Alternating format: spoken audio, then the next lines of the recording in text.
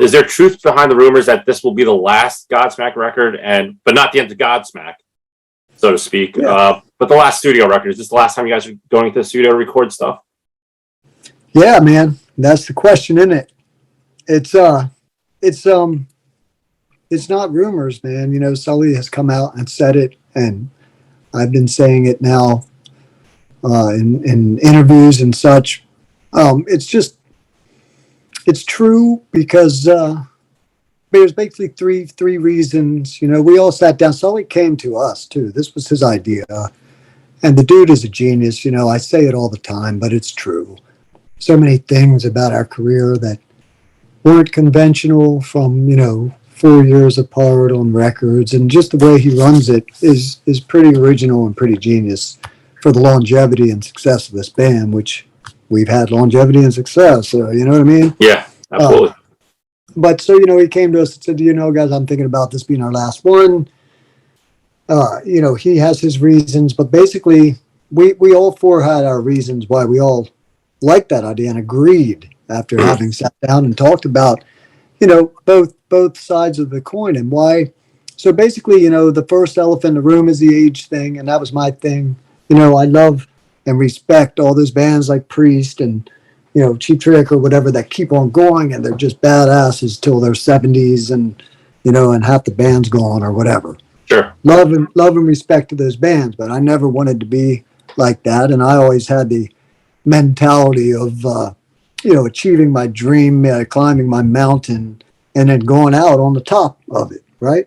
Sure. And then have other mountains and other dreams to pursue in life, like whether it's I write books or I can paint pictures, whatever. But, that was me personally. And then another reason was, we have always enjoyed each other's company and love playing live. That's our thing. We love playing live. Yeah, right. Pride ourselves on, being a live band and not running a bunch of track. We were just a live band. We've always felt like that was our reward, right? So we never really enjoyed creating records, recording records.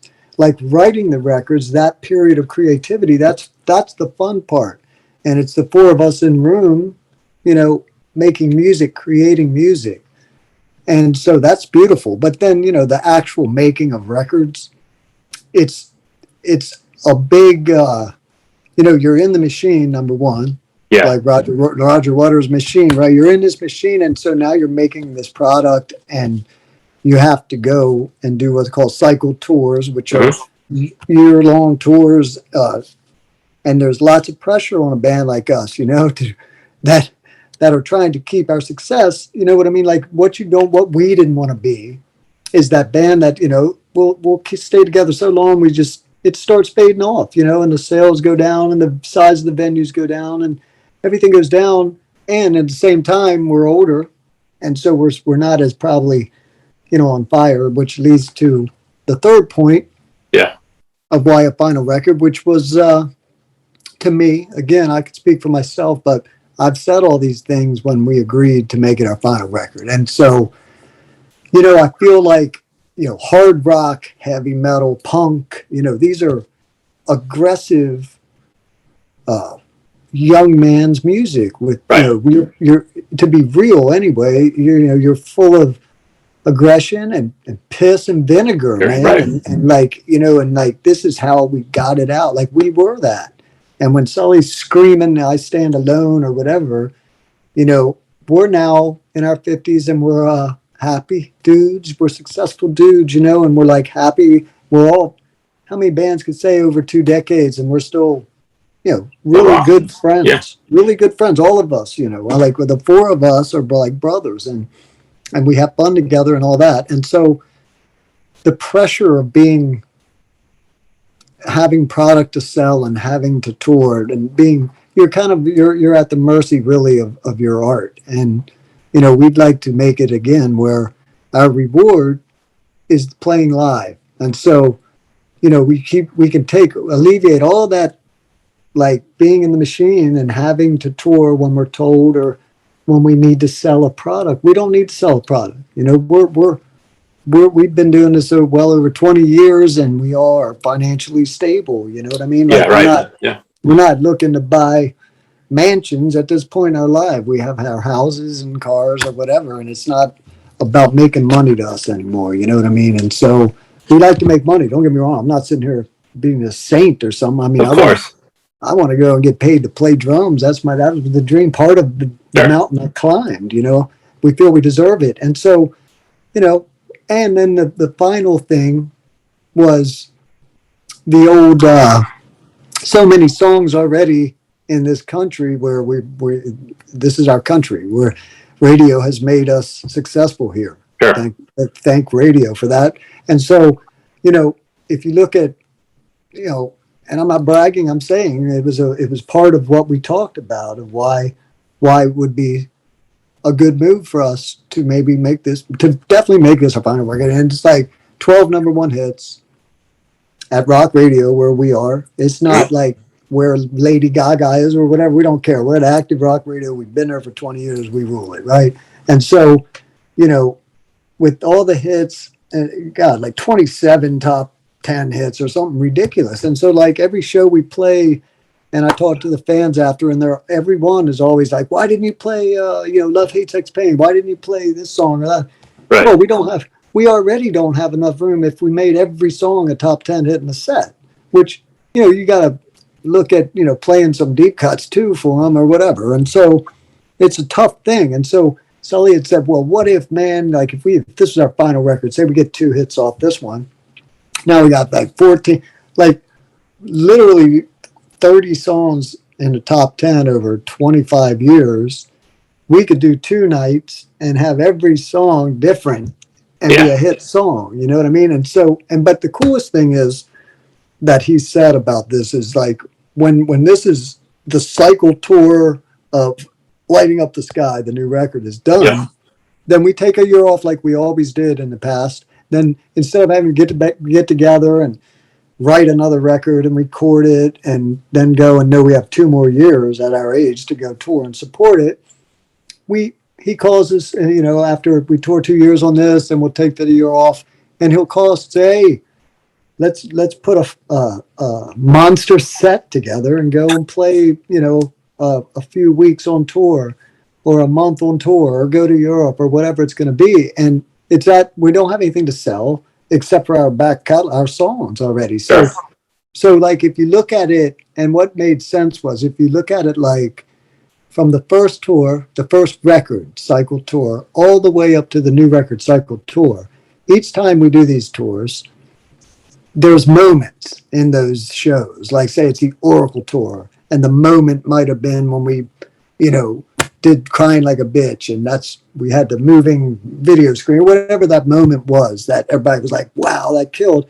We can take moments from each tour and make this one set that's all moments, man, you know, and just for our fans, that'll be a rad set. Like everything was just be from handpicked, like over the years to what we know works in concert, what our fans love. Right. They're going to get like, you know, 75, 80, 90 minutes, whatever, 2 hours of just that.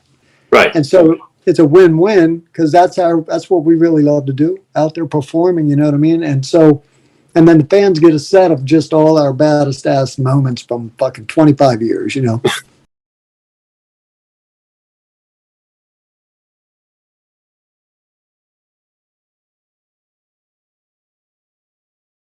You mentioned, you know, each record had a four-year time period in between each record.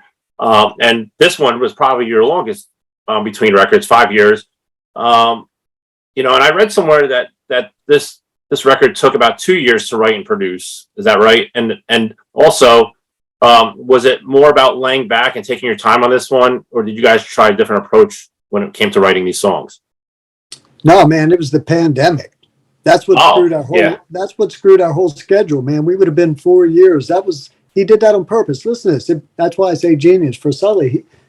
All right, so 1 year to write, record the record.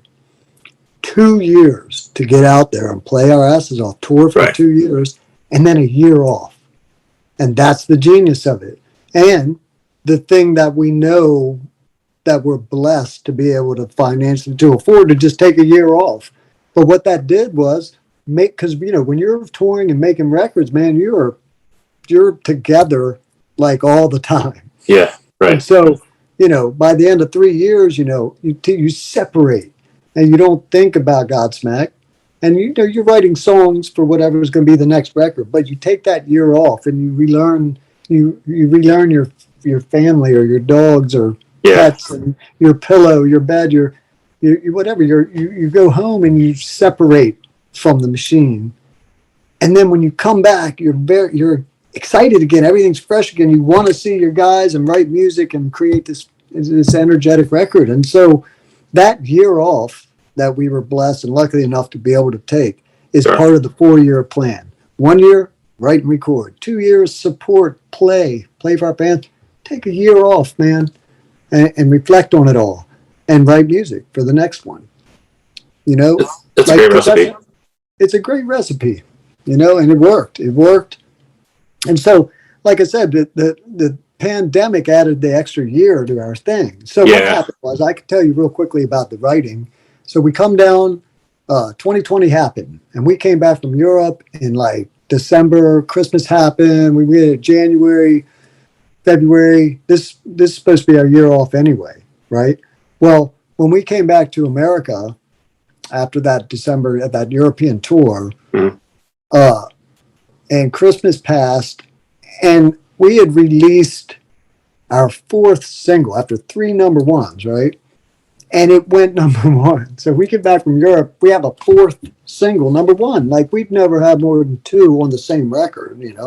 I know we've never had more than one number one on the same album. And so to have four, it just, the hits kept coming. We were like, oh my God. Like, so we started booking into 2020. We were going to go all the way to the fall because now we had a new reason. Well, shit, we got another hit song. We Yeah. can go back out and keep playing. Like, that's what we love to do, play. Right. And so, like, we can add, and we started booking, and we had shows like opening for Metallica and these festivals, all this cool shit, man. And anyway, then it came, and the world changed, right? So we said, well, it's going to be gone by 2021, it'll be gone. So we'll just take this year off like we would have anyway if we didn't have a fourth hit. And then we'll start recording in 2021 and that's where the year starts for the, 4 year thing. Yeah. And so since the pandemic happened, we canceled all those shows and said, just stay home, stay safe. And we took 2020 off anyway. And then, as we all know, it didn't get better, and 2021 came around. So we started, though. So January, we said, oh, well, it's still raging by Christmas. But January, Sully got a private jet so he wouldn't catch COVID or whatever. And he came, and we started writing January, February, March. And then, unfortunately, Sully went through a breakup, right? And because we were going to try and finish and record the record in 21. Well, he went through a breakup, a long-term relationship breakup, and it was pain and all. So he's like, I got to go, and he went back up north and he said, have a nice summer, guys, And so we were like, damn, that sucks. And we had 11 songs, by the way, written, 10 or 11 songs, out of which only 3 of them ended up on our record, because when he went home for 4 months to deal with the pain of a breakup like we've all been through. Right. And one of the genius things about Sully Erna, and if you look at all the records, is, this isn't the first time. And he's had some bad luck with relationships, but his brilliance comes and it awakens his genius inside, and he writes about it. And he's a man that, has worn his heart on his sleeve in his lyrics for 20 plus years.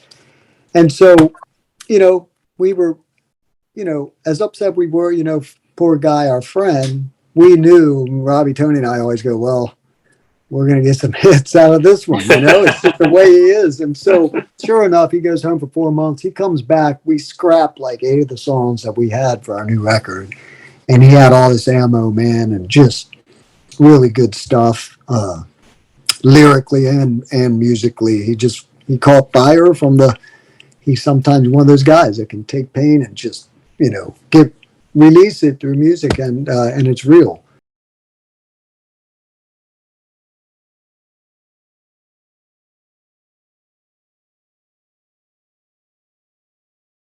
of today, what's Shannon Larkin's favorite track on the record and to play?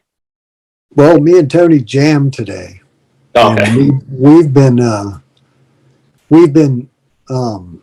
doing it just a few days a week, just to, when you make a record, it's one of those things like we wrote all the songs, had all the songs, I should say. We had all the songs to where they were in the spot where they're done. These are done, put a fork in it. And shit, I lost my train of thought, dude. What was the question? It was so what's your favorite track? Oh, my favorite song, right. So and I was going to do a side note, right? Yeah. The fact that, like, when we're writing, so then when it goes to the studio, then we try and do a drum track a day. So, like, I'll get there in the morning at 10 o'clock, and we're like, the first song, Surrender, right? And then I'll play Surrender. It could be a first take, it could be 10 takes. It doesn't matter. I'm always done in the next, say, 2 hours or whatever. The drum track's there. Right. Excuse me. And so then I leave, right? And they start doing bass and guitars and vocals throughout the evening, And then the next day, whether they finish that song, all their tracks or not, that's irrelevant too, because what we're going in that first week is for drums, Right. So the next day, when I leave, I don't just go home and hang out. I go home and my work day continues and I go to song 2, right? So anyway, at the end of the day, and the end of the whole record's recorded, and then we don't hear it for weeks, maybe 6 weeks later, it took to mix it, and then it comes back, and we finally get to hear these songs again, and I don't remember them. So, like, when it comes time, the record comes out a year later or whatever, and so and then he's going to say, oh yeah, we got to play these 4 or 5 songs, and so I got to relearn them. So Tony starts coming over with me, and we jam them. And so today we jammed. And, it's been a couple weeks. We've been playing these five off the new record that we feel he'll pick, and all those songs you mentioned are on it. So anyway, and plus Soul on Fire, which is, so anyway, that's either Soul, I was going to say either that one to play for me or Best of Times, which, it's not a hard drum song or anything, but it has a really cool vibe to it to me. Yeah. And then it goes into the Moon Baby piece, which is always a cool beat to play on the drums, But then you and I, we play, and that one just Tony and I in a room in the garage sounds fucking killer, man. So I don't know. I'd say right now, Best of Times, I'd say. I was going to bring that song up next because I love it too. I'm sorry. I'm lying. Best of Times. I'm talking about Lighting Up the Sky. I mean, we didn't learn. Tony and I aren't playing Best of Times because that's not one we'll probably play live. Right. I don't think that one, that's more of the hypnotic one. And it's funny, he came to us. I can tell you a story about that song. We had 8 songs done. We wanted 10. And he came to Tony and I, who write music together, and have always present him with, tons of songs, if he needs them, because he's the chief songwriter. It's his band, he handpicked us all, Godsmack is his vision. So, but we always, we just love, Tony and I always have side projects together. We write songs together. That's what we do.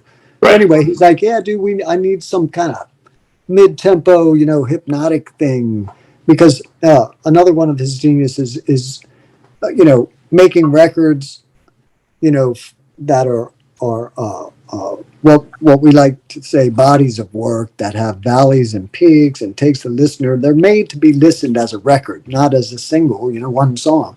So like he might make sure that the sequencing flows this song into this song, and it creates a listening experience, right? Like in the old days, And so we're still down with all that. And at the end of the day, Best of Times was one of the songs that Tony and I happen to have, already in our arsenal. And he said he wanted something hypnotic and trippy. And so we gave him that song and he liked it. And with Sully, the music that we give him, if he gets a vocal, it's all about the vocal to him. You know what I mean? Yep. Like, so that's why it ends up, most of the stuff ends up being his music too, because he's writing it with his lyrics, you know what I mean? Yeah. And so, and that's the most important part of rock song is the vocal probably, you know what I mean? So, so anyway, we had the right song and he got a vocal hit on it. And then later it was Best of Times. And, later when he wrote that vocal, he comes in, he sings the song at night, by the way, alone with Mud Rock. And so we all come in the next day, Robbie, Tony, myself. And, you know, there's Festas there and there's, you know, Mud Rock and, and Pat, you know, a couple of people. He kicks everybody out of the studio, the front of the console room, and sits us down on the couch and hands us the lyrics to Best of Times. And then pushes play, and we all were like, we were like, you know, what's going on, you know, kind of. And so we sit there and listen to the song, and I'm a drummer, I'm an emotional dude, and I get to tears in my eyes when as I'm reading the lyrics and he's singing this song. It's a letter to us, man. You know, like he wrote a letter to us. And, you know what I mean? And it was something, man. You know, like it was a moment, man.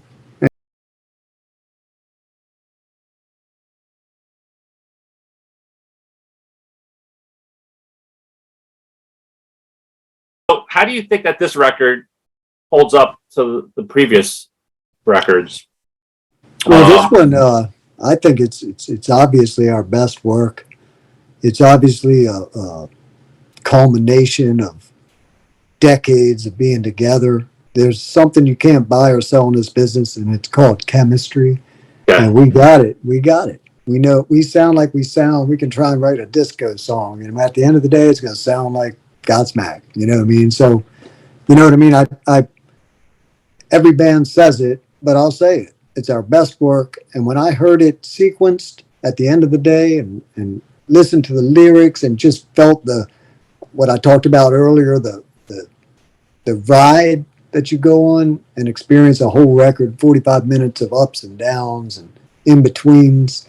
I not only thought it was our best work, but I thought that it had elements of every record in our whole career from the first one. And I also felt, which I said aloud to Sully, I'm like, wow, this is like a love letter to our career, this record.